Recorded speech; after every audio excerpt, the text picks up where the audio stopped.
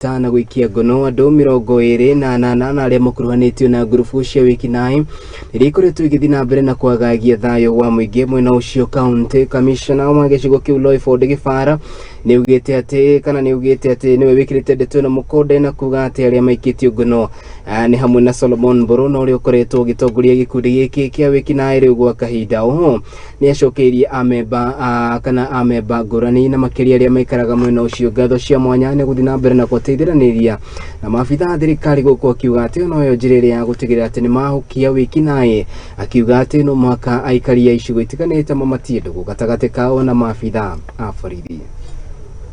We did a major operation last night and we arrested a number of weapons that they are using, and those weapons are very dangerous. We are doing this because some of us may think that we are arresting young people whom we shouldn't be assisting.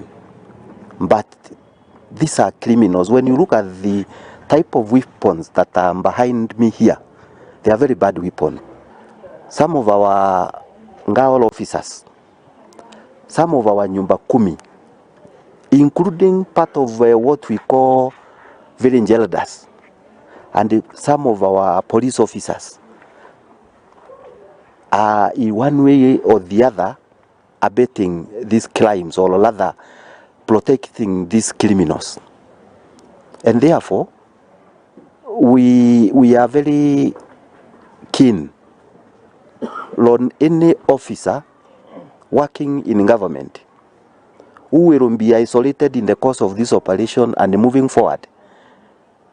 We will be protecting these criminals who are terrorizing residents, those others that are brewing illicit brews, selling drugs. Because even here behind me you can see one of them was growing bangi in his house, pretending that they are flowers.